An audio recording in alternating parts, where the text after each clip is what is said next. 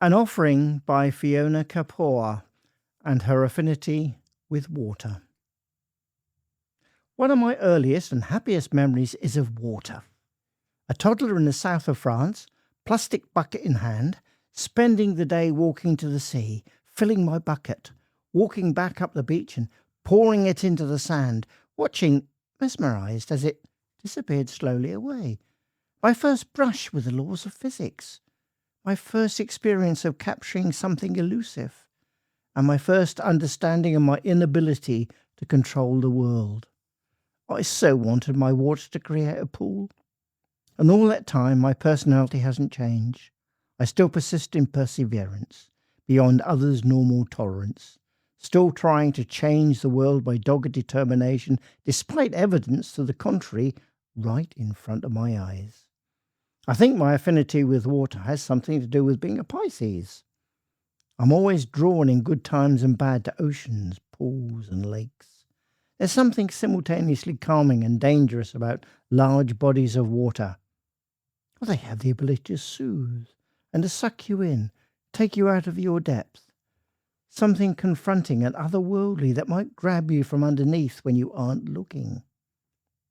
At 3, I began my love of puddles. Oh, Narcissus had nothing on me. Endless staring at my rippling reflection.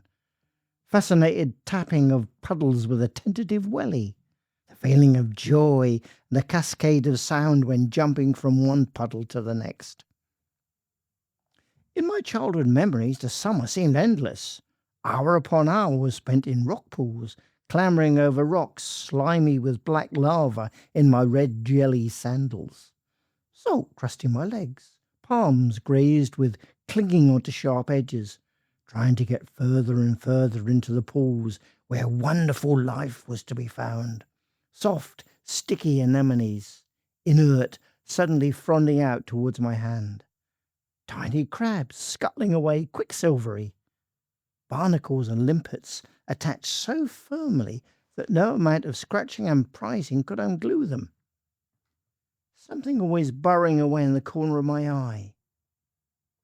Occasional starfish, maybe one a summer, my secret pirate pleasure, never to be forgotten.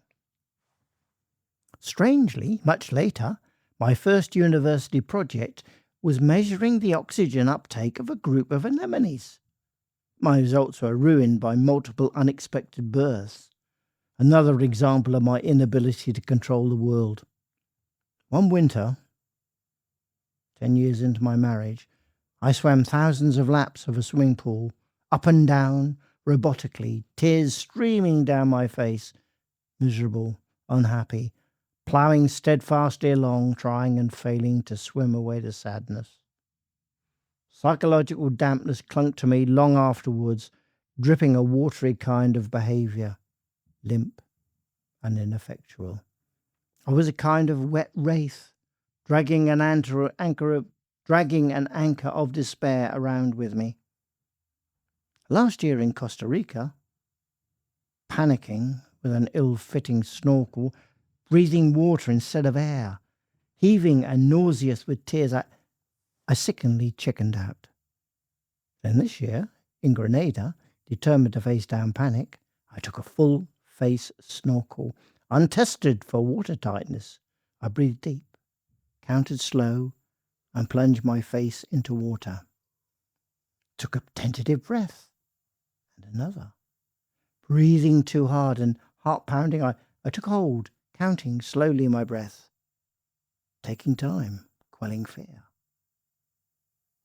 And then I focused, swimming over underwater sculptures. Ethereal creations rose from the seabed, coral clinging to man-made concrete structures. In the calmness, silence, and meditation, I floated, feeling gravity dip away, leaving me weightless. And now I know I will always return to my home, the sea, the pool, the lake, the muffled suspension of the womb. Safety, enclosure, the sound of my heartbeat in my ears, the cool of my inhale, and the warmth of my exhale, and the deep, deep, cold beneath.